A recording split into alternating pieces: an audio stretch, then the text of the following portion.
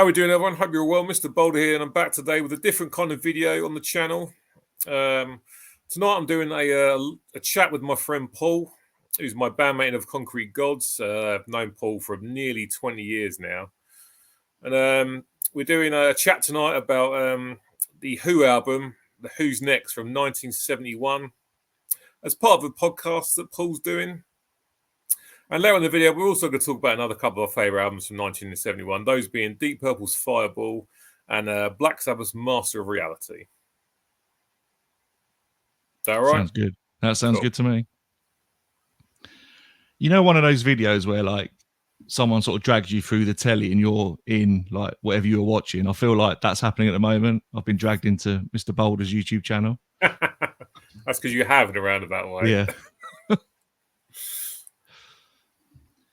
Yeah, so I guess this is kind of a collaboration, if you like. Yeah. But yeah, thanks a lot for letting me come on your channel, first of all, and for agreeing to be on my podcast. So this is kind of a 2-in-1 type thing. You're more than welcome, mate. Thanks for asking me to be part of it as well. That's okay. So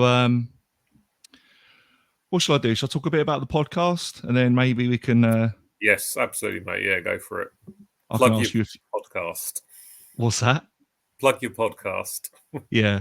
So as you can probably see from my what it says on the screen, podcast is called Talking About the Who, and it's kind of one of those. It does exactly what it says on the tin titles. Hopefully, it's a podcast that's primarily focused on talking about the Who, with friends, family, people connected to the Who. I've got a few of those lined up to interview, and also just talking myself on the podcast, and kind of, as well as talking about the Who, it's kind of my own personal deep dive into the band, because they've always been my favourite band since I was a kid, but there's still a lot of gaps in my knowledge. So I'm kind of, taking my own deep dive and then sort of recording that in the podcast, as well as I said, talking about anything and everything to do with the Who, with people such as yourself, and as I said, a few people connected with the Who. That kind of thing, really. That's cool. Kind of it in a nutshell, I think. But if it's okay, Mr. Boulder, for the benefits of my podcast, I'll ask you a few questions about yourself. Absolutely, go for it. So anyone who's been watching your channel for a while probably knows all this stuff, so apologies in advance if you're hearing stuff you've heard before, but bear with us and we'll get to the Who chat in due course. So first of all, since we're on the subject of the Who, when did you first discover the Who, and how did you first discover the Who? Probably just general back in the day, probably in the 80s, when I was discovering all the old classic rock bands, basically. I got started on music pretty much by my dad. Those bands that he introduced me to being Led Zeppelin, Jimi Hendrix, and Bad Company. So my dad didn't like tons of bands, so I had to go out and discover a lot of stuff for myself. And of course, when you talk about old school bands like Led Zeppelin or Jimi Hendrix, Black Sabbath, Deep Purple, the Beatles, Rolling Stones, another band which, of course, will always pop up when you talk about old school classic rock bands is The Who. So just got to know them basically via, I should say, being on, your sort of rock radio or on the TV, things like that. Before you had the internet, of course, all you had to rely on was TV and radio to find out about music, or magazines, of course. So I kind of discovered The Who just through listening or hearing their hits on, like I say, on TV and radio over the years. So that's how I really sort of come to discover The Who.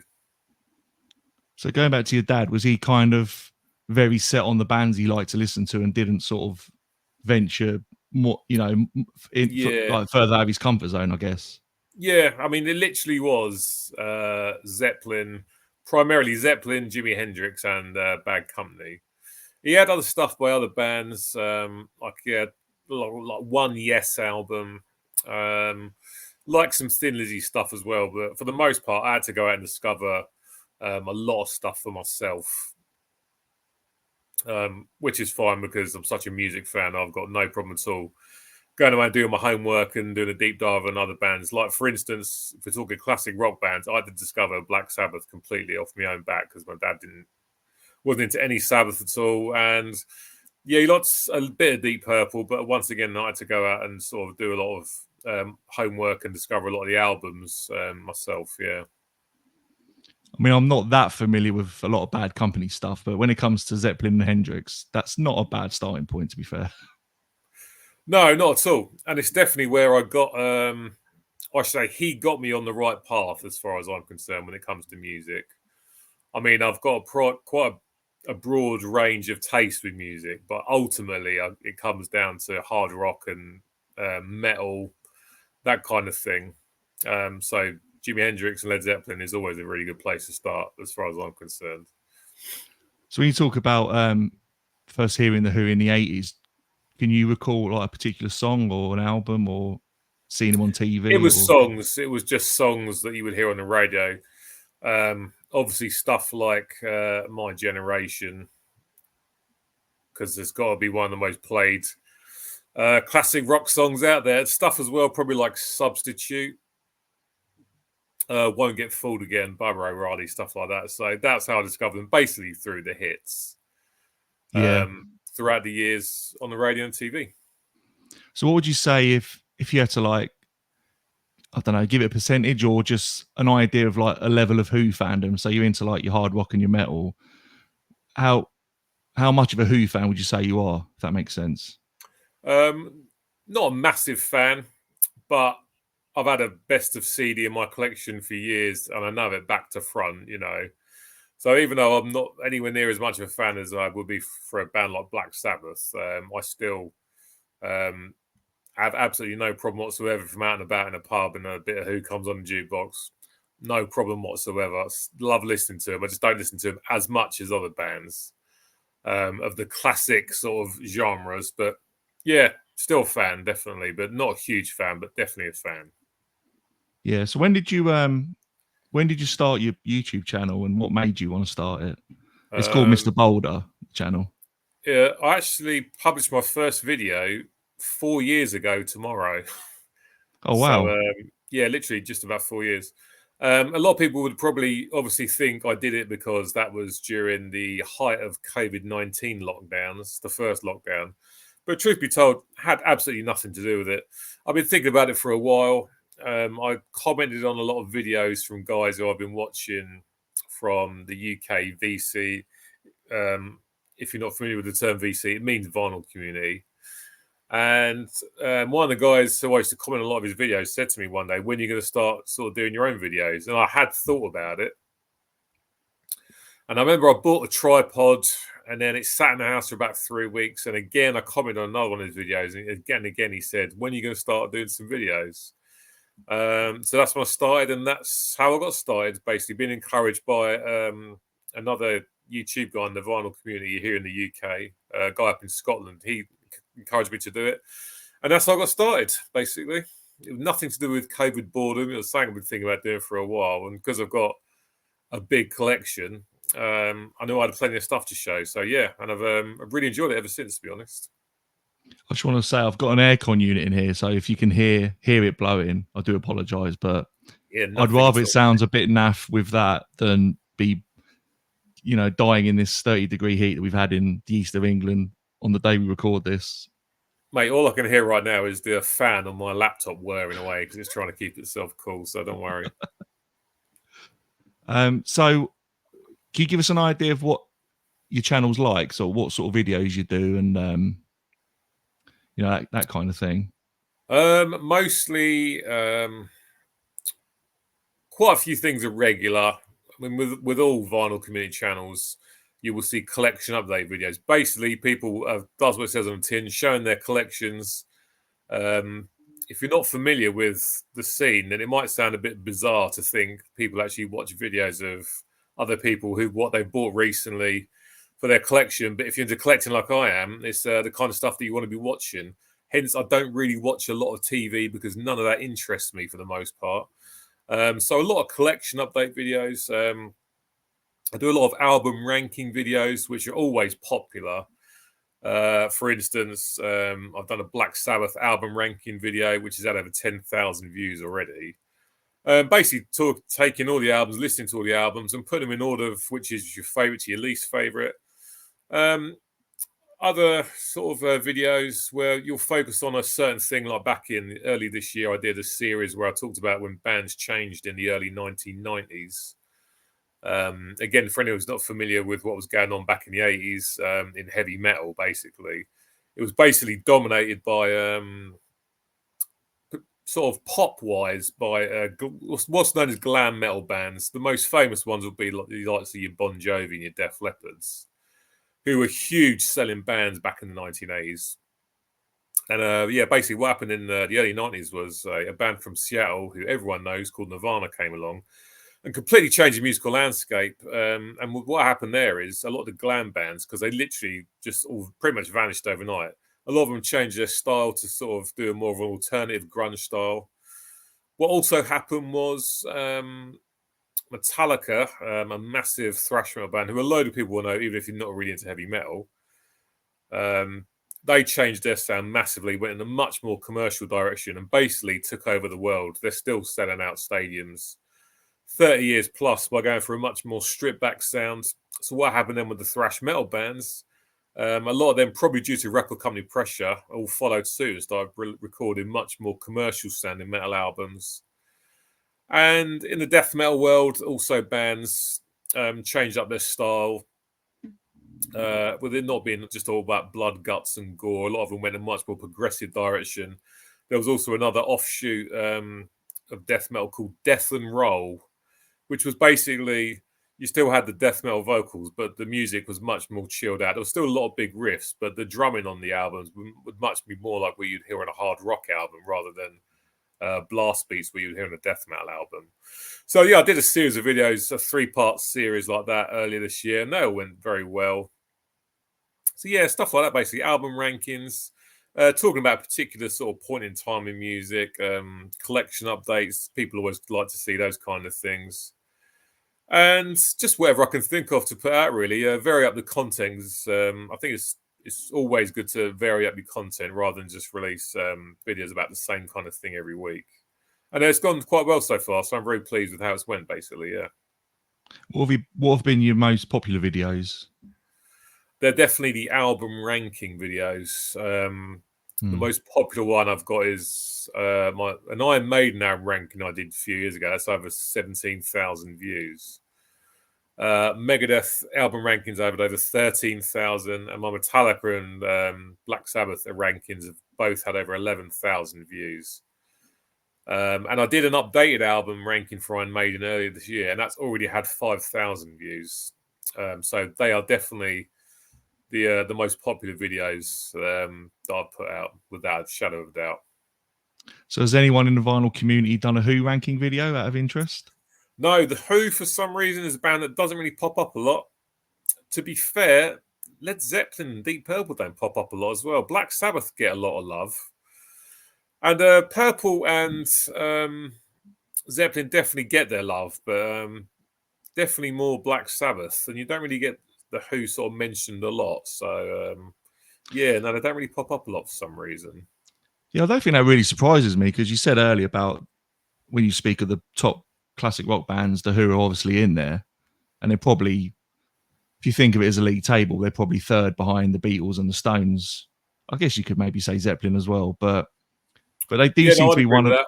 I would probably lump the Who in more with bands like the Rolling Stones and the Beatles rather than with like Led Zeppelin. Even though they are, as far as I'm concerned, a classic rock band, I would sort of lump them in more in with the Stones and the Beatles, I have to say.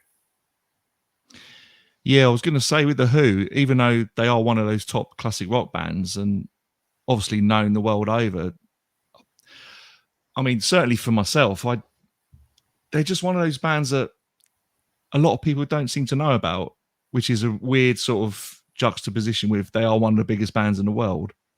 Yeah, considering their popularity, you would think that they would get talked about more. Maybe they do, but just maybe not in the circles of the YouTube world that I mix in. There may be a massive Who community out there that I'm just not familiar with because I haven't really looked into it. So Yeah, it might possibly. be alien to me, but it might be, something that some people see all the time. I mean, for myself, I'm 44 years old and I've gone through life without meeting that many people who are into the Who as I am. So I don't know how I've managed that, but if there is a Who Oh yeah, community it's a out bit there, I'm gonna have to. I need to check them out. I need to find them. So that's your channel covered. You mentioned earlier we're both in a band called Of Concrete Gods. So let's not pretend we're not bandmates and friends for nearly 20 years, as you said. yeah. And you play guitar in Of Concrete Gods. When did you first start playing guitar? It was back in 1994. I remember it very clearly because I hadn't long been out of school. So yeah, so it is 30 years, literally just over 30 years that I started. Yeah. And you've been in bands for quite a long time. Can you give us Yeah. like an overview of the type of bands you've been in and some of the places you've played and that kind of thing? The first proper band I was in is a band, of course, you also know, Drive Like Casey. Yeah, I was in that band for about 5 years. That was like an alternative indie rock, or they are, I should say, an alternative indie rock band. I've known the singer Dave since 1985. Lost touch with him for a while because he moved over to Luton when I was still living in Bedford. And then he started up a band with a few other guys. Another friend of mine, Dan, who I'd known since 1995. So I started off with that band. I was with them for about 4 or 5 years. At the same time, I then joined a very aggressive punk band called Rogue, which anyone from the Luton area will know. That was a lot of fun. And then I left DLC, and then while I was in Rogue, I also joined a band called Third Law, um, which was very much a pop rock band. So I've often talked to my channel about how I'm quite eclectic with my taste. I mean, that'll tell you quite eclectic straight away, because straight away you've got an indie alternative rock band, an aggressive punk band, and a pop rock band, the first three bands I was in. So that band, Third Law, that was a lot of fun. Was with those guys for quite a while. Then I got burnt out from being in bands and I needed a bit of a break. And then literally after 2 months, I was absolutely bored shitless and wanted to do something else. So I formed another band. First band I actually formed and not just joined, called The Awful Truth, with good friends of mine. Again, our bandmate, Nick Scott, who sings in Of Concrete Gods. He was in The Awful Truth to me. Good friend Graham on the bass, because I've known Graham around the scene for years, and of course Kenny on the drums. So that was quite aggressive kind of metal stuff, which was great. Then that stopped, and then we formed a band called Descend, which went more in it was kind of a mix of old school heavy metal, then there was definitely some thrash and death metal in there as well. And then Of Concrete Gods, which of course I'm in now with you, and we've been together 6 years, I think, maybe something like that. I think 6 years, yeah. Yeah. So yeah, been played in quite a few bands over the years, quite a lot of different styles, and it's all good. I was also in a band called The Kindred, which is a punk band, but that didn't last very long due to various circumstances going on at the time, which was a shame. But yeah, there we go. That's a quick sort of overrun of all the bands I've been in over the years. So these bands will mostly be sort of in the Luton area, Bedford. Yeah. I mean, back when I was younger, in my 20s, with DLC, we would go to London and play a lot of gigs in London and things like that. You soon got to learn that there was quite a bit of bullshit that was involved though with gigging in London. I'm sure you'll be aware of this as well. Pay to play. Yes. Where you would go to a decent venue. I mean, I played at the Underworld in Camden a couple of times. Fantastic venue. I played at the Garage as well.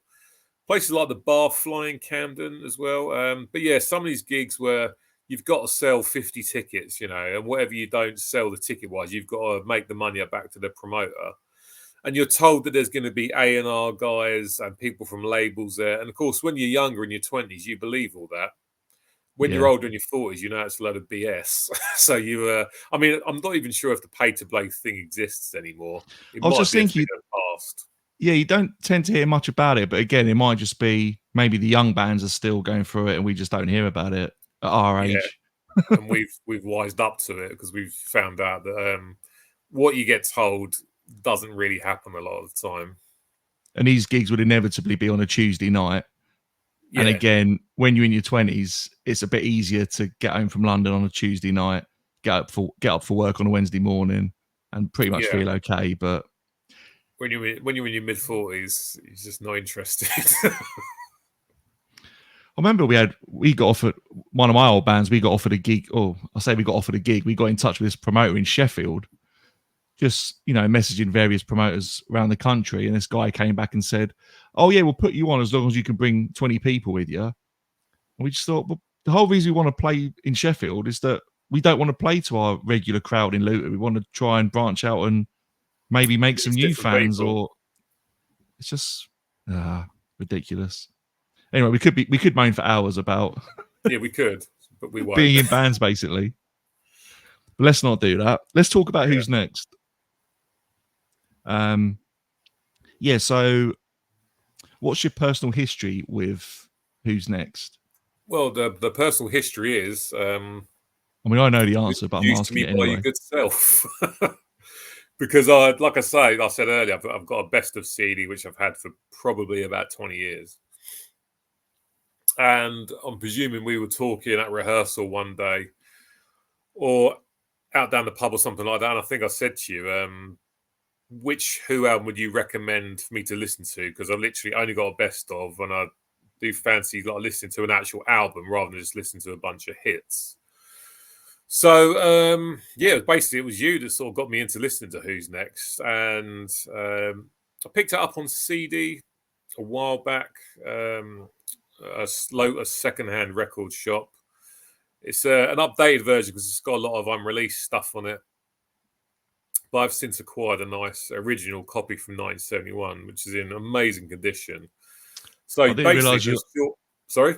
I was going to say I didn't realize you had an original copy of it. Yeah, very lucky to have it. Yeah. So yeah, the short answer to that question is you're the one that got me into listening to this album. Yes. So that's how I discovered it. Basically, I knew of it. I'd heard of it before. I mean, I've heard of albums like Tommy and Quadrophenia and all that kind of thing live at Leeds. But yeah, I'd never actually listened to one, and just asked for you to recommend me one, and that's the one you recommended. I think Who's Next is an easy one to recommend to someone who asks that question: what album should I listen to first? But they're kind of a hot. I think everyone can think of bands where if you said to me, for instance, what would you recommend for whichever band it is? There's always that go-to album. You think, go to that one because that's probably the most accessible, And if you really like it, Led Zeppelin will be Led other Zeppelin stuff. 4, basically. Yeah. But the Who are a difficult band to recommend in some ways because they've done, I think, 12 studio albums in total, and 8 when Keith Moon was alive. But every album sounds completely different from the last album. None of their albums sound the same. So if you've got an eclectic taste like you have, it's a bit easier. But I guess when you ask me, like I said, Who's Next is an easy one to recommend. But knowing you into like your classic rock and all that kind of thing, I thought, yeah, Who's Next is quite a safe bet. But someone else who maybe was more into the Beatles or the Stones, maybe I might recommend an earlier album, but wouldn't necessarily recommend that same album to someone who is more into classic rock. So they're a hard band in some ways to recommend a particular album, but I just go listen to all of them. Would be my advice. I think when you're massively into any band, you could say, okay, those are your go-to ones, but essentially they're all worth listening to. So if you've got the time, do your homework and listen to everything by them. Because, I mean, I'm the first person to admit myself, there's many bands in my collection that I started off with the best of, and I was like, that's all I need. I don't need anything else. and then picked up a couple of the other albums out and about, secondhand stores, charity shops, whatever, for literally like a quid or two.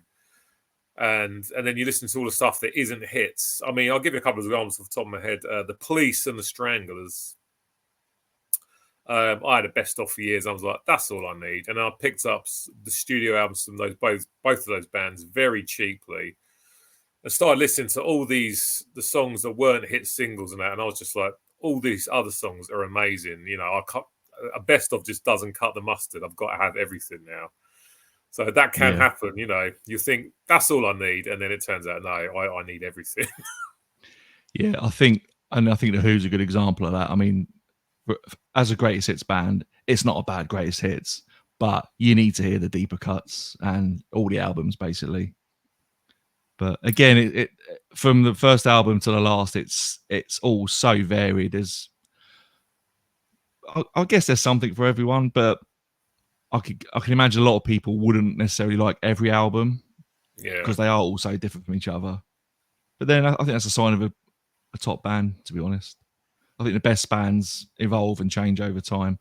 Possibly the exception of except maybe AC/DC and Iron Maiden, maybe. Yeah, I mean, you probably wouldn't want them to have changed over the years, but not so much their sound. It's the fact that they're very progressive now, where, you know, a lot of the latter day albums, if you're not familiar, they've all got very long songs, you know. Whereas back in the day, you would have like maybe two long songs, one at the end of the album, one somewhere in the middle. Whereas a lot of the modern day albums, all the songs pretty much are really, really long. So they've changed with the fact of that they're more progressive now, but their sound, essentially has stayed the same as it always has. And like you say, AC/DC, I don't think I'd ever want to put an AC/DC album on and hear them trying to sound like Nine Inch Nails or something like that.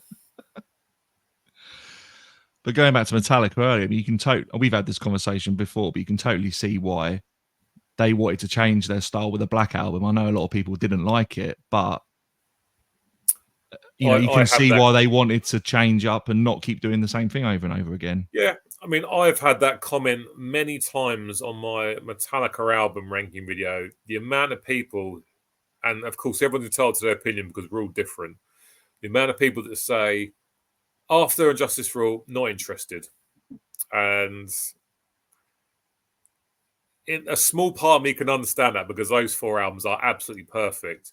I think to say, like a lot of people do, that they've done nothing decent after Injustice for All is nonsense, basically. Not everything they've done since has been brilliant. There's been a couple of shoddy ones along the way, but to say that Metallica haven't released any decent music after 1988 is nonsense, basically. And like you say, I did want to do the same old thing, and like I said earlier, you know, they changed and they went on to conquer the world.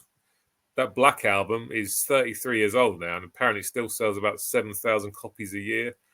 And they're still touring stadiums over the world. So all those people who slag them off and say they sold out, I'm pretty sure James, Lars, Kirk, and Rob sleep just fine in their beds at night, knowing that they're still one of the biggest bands in the world to this day. You know, and I think they'll go out on top when they do eventually pack it in.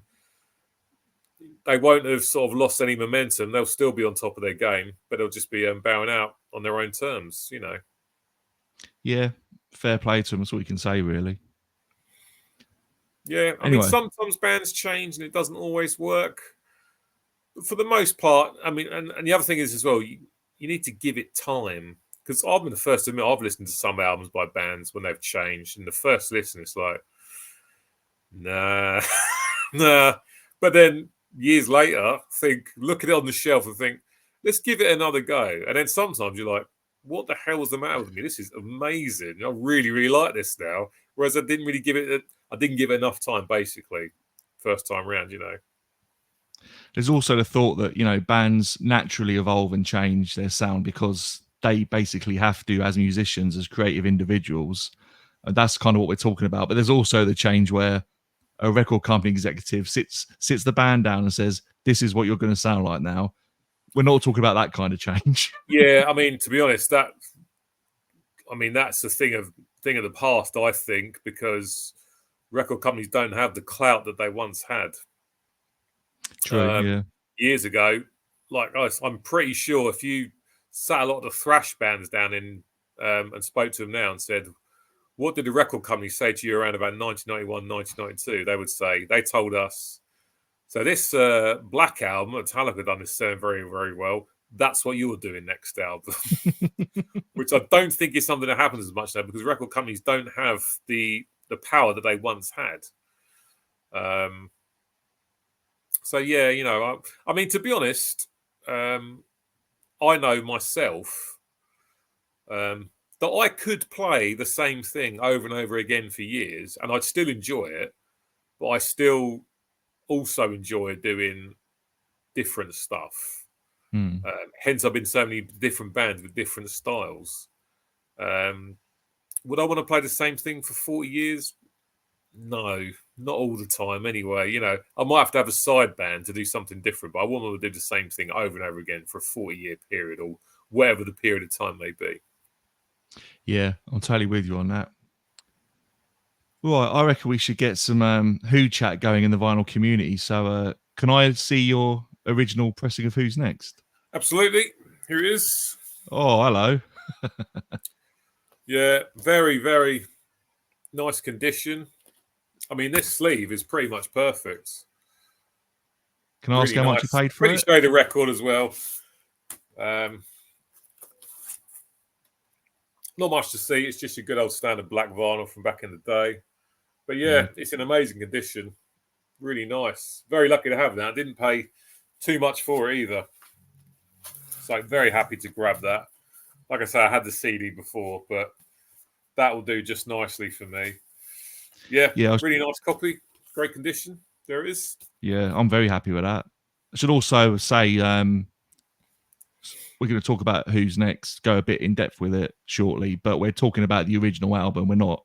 There's a few like deluxe editions with bonus tracks, and there was a box set released last year, I think it was September.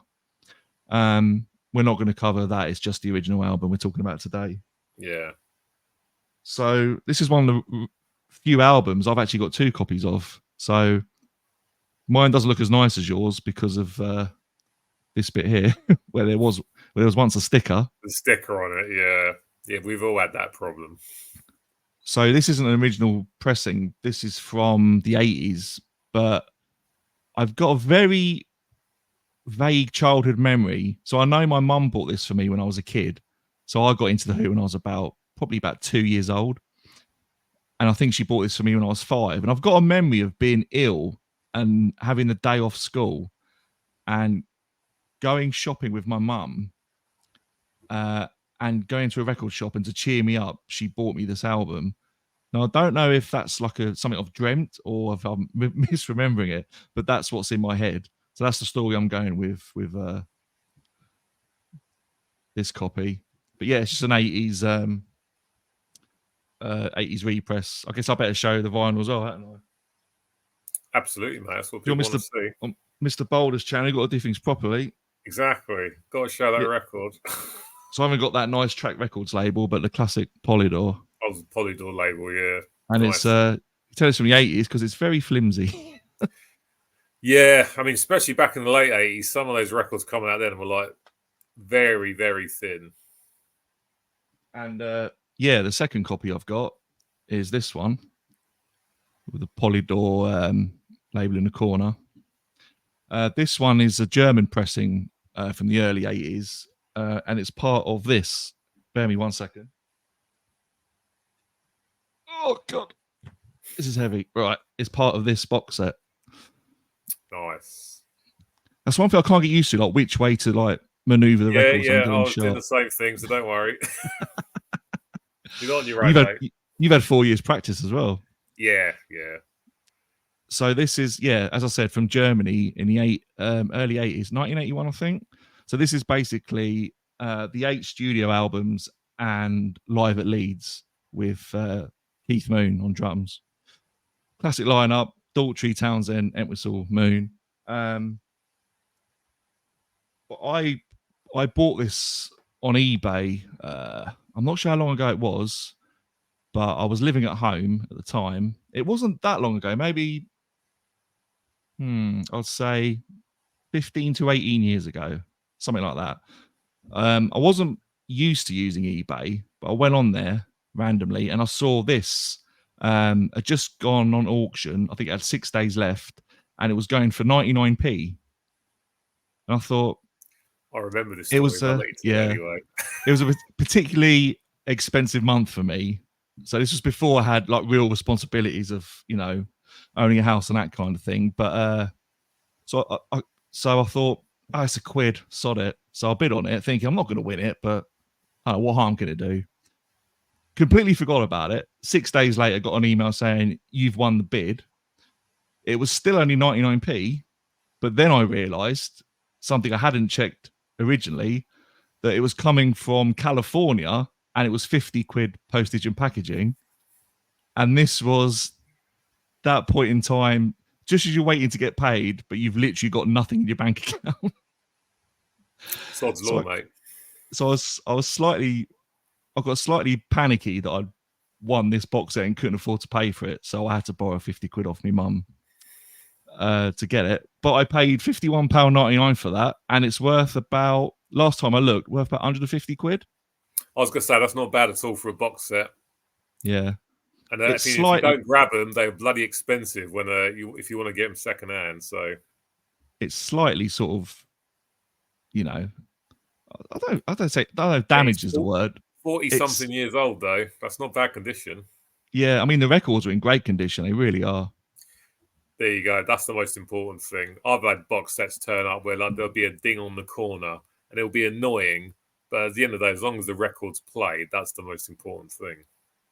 That's it. And I just want to quickly show this because it's got not the original pressing, obviously, but this is a mono version of the Who's first album.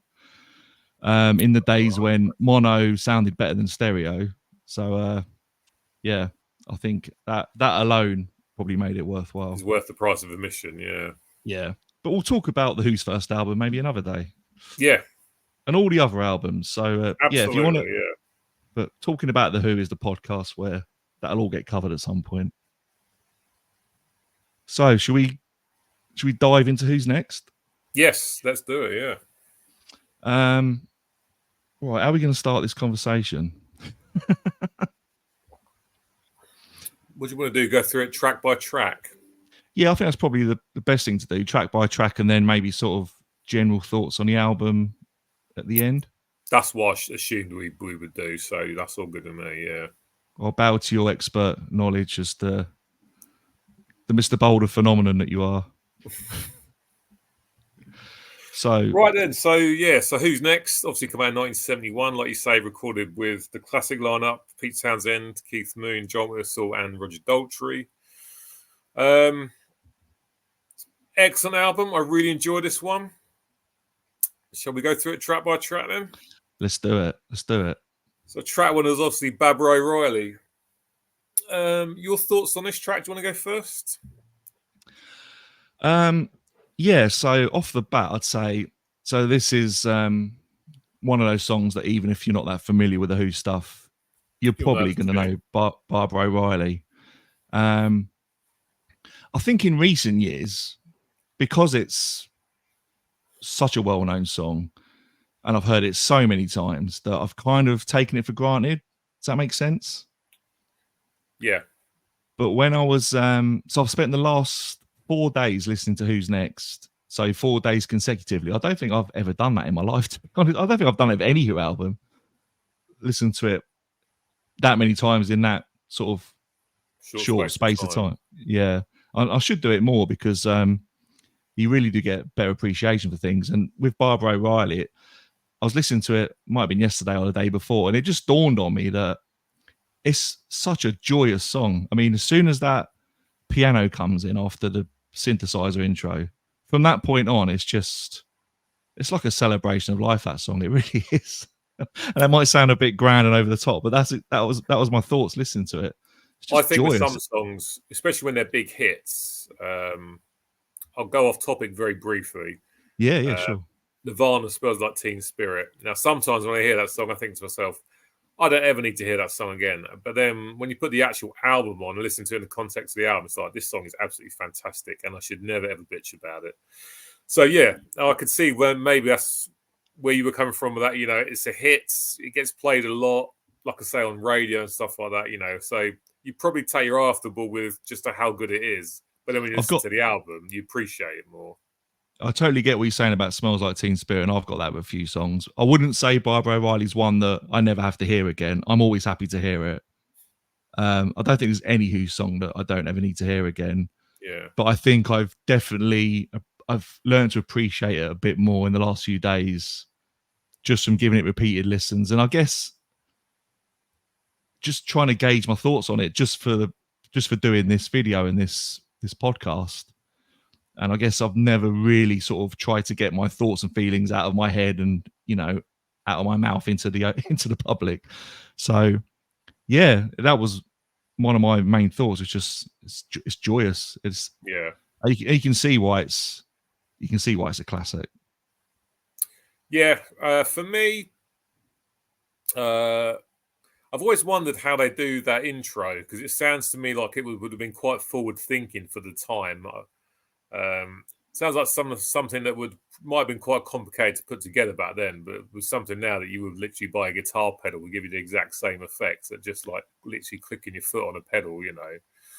So I think, sorry to interrupt you. I think if I've got this right, it's a Lowry organ that's been kind of fed through a synthesizer.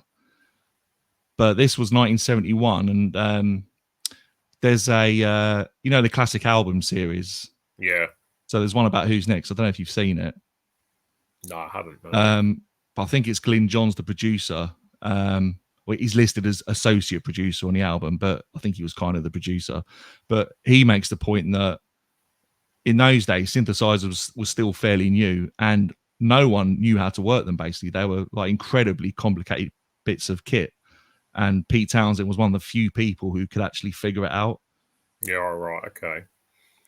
But yeah, speaking of that intro, I mean, as we were just saying, synthesizers, you know, were pretty new then, but I don't think there was anything else around that time that could have sounded like this, surely, with that intro. Yeah, it does sound quite unique.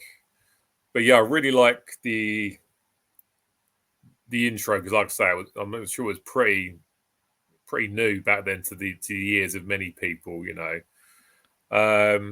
I'd even go as far as to say I'm not sure anything sounds like it now either. Is that a fair comment? Potentially, yeah. I mean, I'm sure if you dug deep into certain genres, maybe you would hear it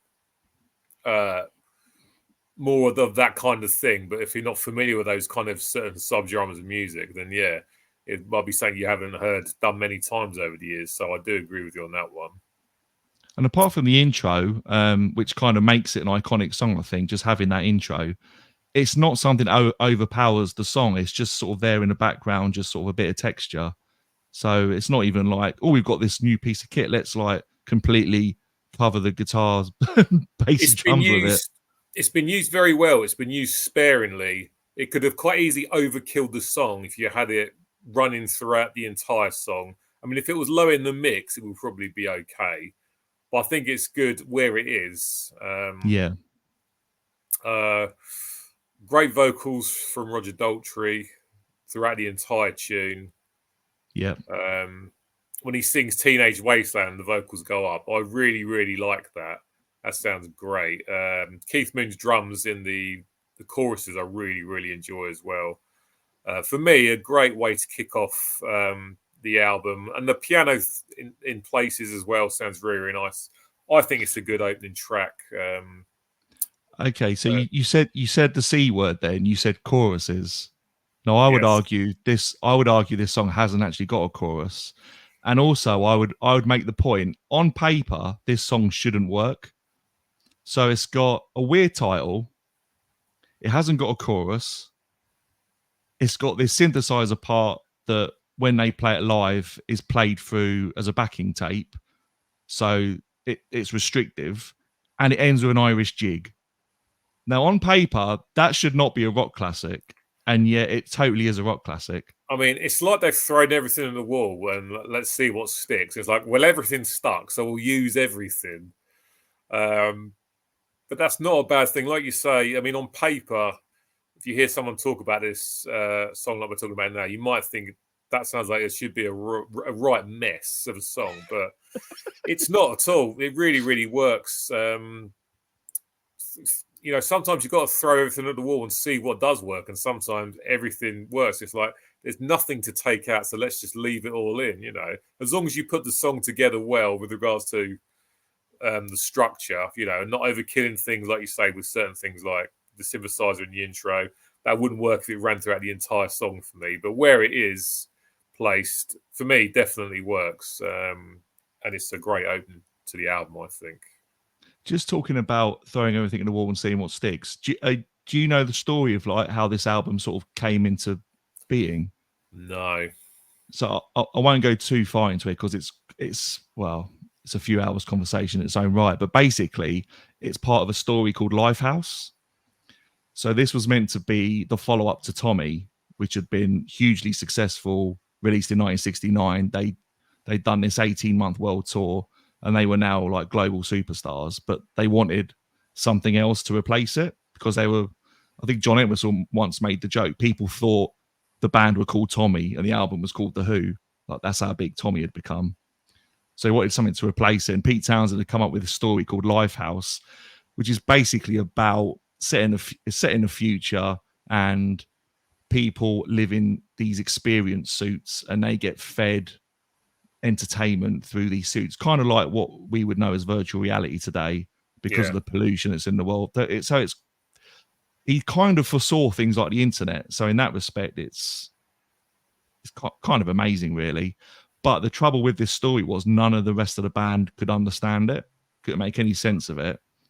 So he wanted to make a film of this story, he wanted it to be an album. It was going to be a series of concerts where the audience would get involved and he would take information from them, he'd feed it into a synthesizer and he would create music from it. And not only the band, but everyone else who heard this story just didn't understand it. So in the end, I think he was on the verge of a nervous breakdown, basically. So he had to just abandon it. Went into the studio and just recorded the songs with Glyn Johns, and he basically compiled the album. Like, this should be a single album, not a double, not this grand plan called Lifehouse. Single album, 9 tracks, bosh. And that's how it came into being. Did sound like an incredibly ambitious project originally. I'm not surprised it didn't come to fruition because that sounded like a hell of a lot of work. But he still hasn't quite. I don't think he's ever had closure on it either because a box set came out in 2000, and it was also a radio play on BBC Radio 3 around the same time, and on the Who's Next box set that came out last year, there's a graphic novel of Lifehouse. So it's almost like he's still trying to realize that ambition. He hasn't quite let it go. Yeah. What was I going to say? Yeah, and also you mentioned Roger Daltrey. So he, at the time of recording, he's just finished a solo tour in America. And he's 80 years old now. And Barbara O'Reilly was in the set list. And he can still sing it. He still sounds great. And he hasn't changed the key. He's still singing it in the original key. Now, for an 80-year-old man, that is bloody amazing, I think.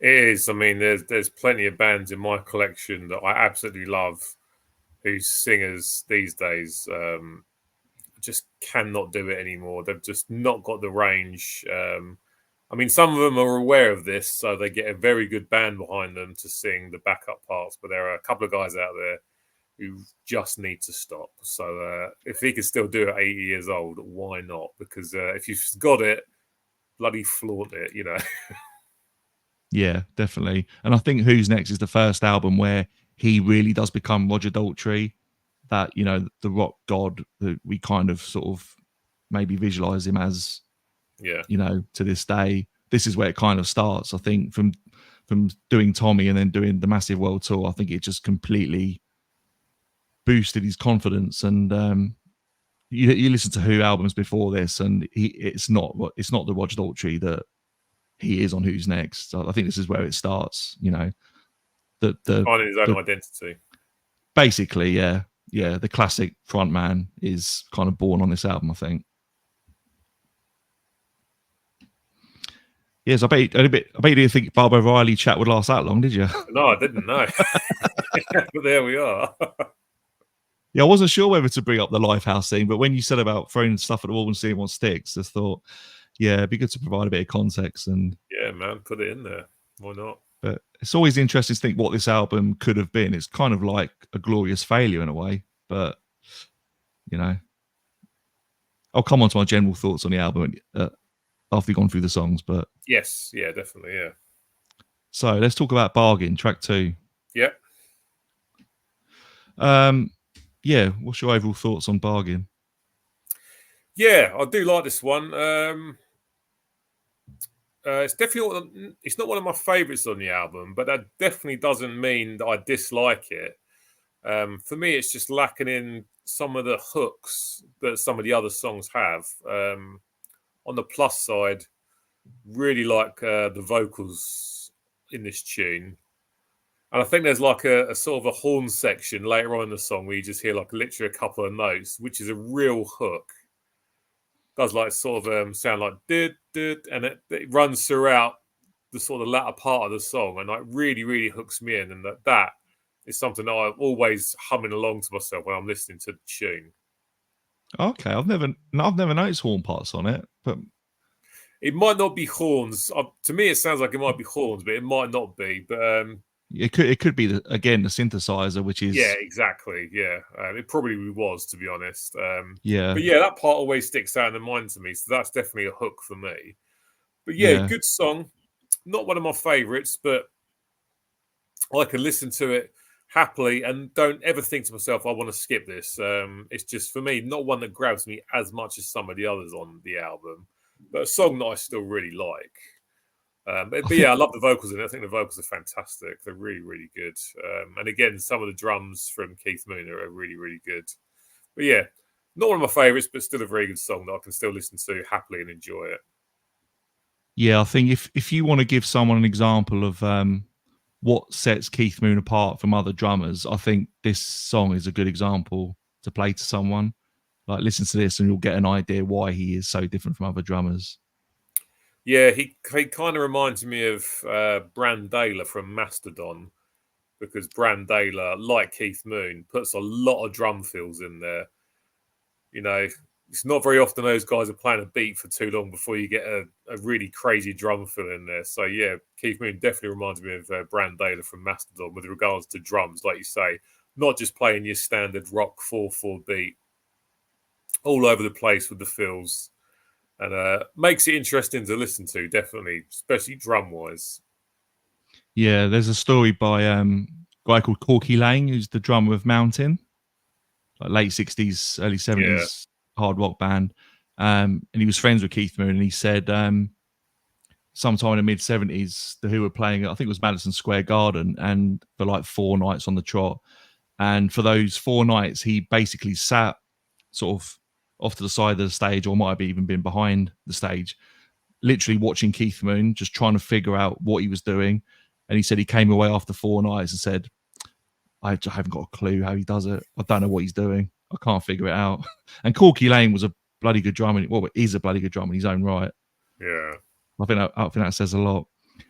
I feel the opposite to you with this song. I've always liked this song, but over recent years, it has become one of my favourite Who songs, actually. And again, I've just discovered this whole new appreciation for this song that I never had before. It's just such a good song.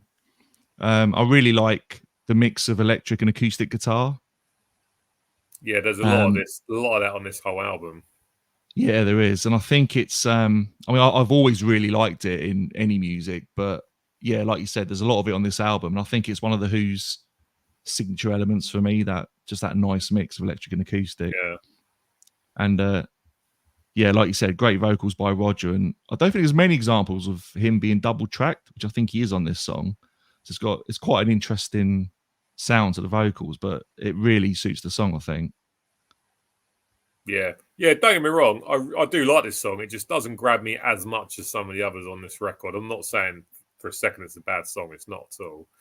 It just doesn't grab me quite as much as some of the others. But I still enjoy listening to it. Yeah, No doubt about it. and it's also got a brilliant middle eight. And I think again that's one of the Who signature elements of Roger singing the verses and the choruses and Pete Townsend singing the middle eights. That's something that happens quite a lot in Who songs. And yeah, one of the singers in one of my old bands made the point once that the Who write the best middle eights out of anyone, and kind of I find it hard to disagree with, to be honest. What would you say to that? Yeah, I mean, I definitely with you with the contrasting vocals from or the shared vocals, I should say, probably a better word to describe it, between Roger Daltrey and Pete Townsend. The two voices work really well together. Yeah, But yeah, no, I agree. Yeah, I wouldn't disagree with that at all. yeah, but yeah, I absolutely love Bargain, and yeah, it's definitely become one of my favorite Who songs, I think. Now, I think it's impossible to know what my favorite Who songs are. I certainly couldn't tell you one that's my favorite, but I'll say Bargain's probably top 20. That's probably a safe thing to say. Yeah, that can be a harder one to do. I mean, I've had people asking me questions like this on my videos, like, "What's your favorite song by that band?" And sometimes it's easy, and other bands it's like, I really need to think about that. I can't just go, "Oh, right off the top of my head, yeah, it's that one," you know. So I don't I even definitely get what you're saying. I think it's easier with some bands than others. I don't even think I could tell you my favorite song from this album. I think it's just impossible. 'Cause I think, yeah, it's one of those albums. Yeah, that's quite tough, actually. Yeah, Actually, that is really tough. I mean, I'm looking at the track listing now. Yeah, maybe I have to do a video somewhere along the line where I'll rank the tracks of the album from favorite to least favorite. That'll really challenge oh, you. I like that idea. Yeah, might have to do that down the road. Yeah, Yeah, that sounds good. So track 3 is Love Ain't for Keeping. I guess this is the ballad of the album in some yeah. ways. What's your thoughts on this one? I do really like this one. Definitely like it more than Bargain. It's just a shame it's so short though, just over 2 minutes. But a really nice song. I really enjoy the melodies throughout the whole song, with all the instruments and the vocals. I think they sound really, really nice. Yeah. Yeah, it's just a shame it's such a short track. I mean, it's really frustrating when you find a song that you really like. Slightly off topic, Peter Gabriel's Sledgehammer, absolutely fantastic chorus. Only two choruses in the entire song, which to Yeah, me is so such a tragic shame, you know. our singer Nick pointed that out to me recently, and I'd never realised there were so few choruses in Sledgehammer. But Whereas Adamant's and Music, which has got an amazing chorus, has got 6 choruses. So yeah, Adam obviously thought, yeah, it's a great chorus. Why not do it 6 times? And I have no problem with that because I absolutely love that tune. But yeah, the melodies and everything in this song, I really, really enjoy. Um, a step up from Bargain from me. Yeah, good tune. I like it a lot. What's your thoughts on this one? I mean, going back to the 2 minutes thing, I think it's 2 minutes 11 in total. But That's what it says on the back of the jacket. Yeah. yeah, I totally get what you're saying, but I'm not sure I feel the same. I don't think it feels too short. It is really short, but I don't think it feels too short. But I do totally get what you're saying. I can see why you would think it is too short. Yeah. And it probably would be just as good a song if it was longer, maybe possibly even a better song, but it doesn't feel too short for me. I think it's just right in some ways. It doesn't feel too short for me. It's just a shame that it's over so quickly because I would like more of it. That's kind of what I Yeah. meant. Maybe I didn't put that across properly first time round. Yeah, I think that's a fair comment. And this is it's got a little bit of a southern rock feel, I think, in some ways. Yeah, I mean, I was hearing a little bit of country influences with the guitar work myself. Hmm. And that is something the Who have done in some of their music, is tinged with a bit of country. Yeah, Not that often, but some of the guitar, definitely could hear a little bit of Eagles in there. Not a lot, but I heard a little bit of Eagles in there with some of the guitar work. It's quite sporadic. It's not overkilled anywhere, but yeah, some nice little bits of guitar work from Pete Townsend, who I have to say, when listening to this album, and you're going to think I'm bonkers for saying this because you've probably known this for years, but I didn't realize what a good guitar player he was until I really sort of went through this album rather than just listening to the hits, you know. So it's Yeah, opened my mind to his guitar playing personally. This album has.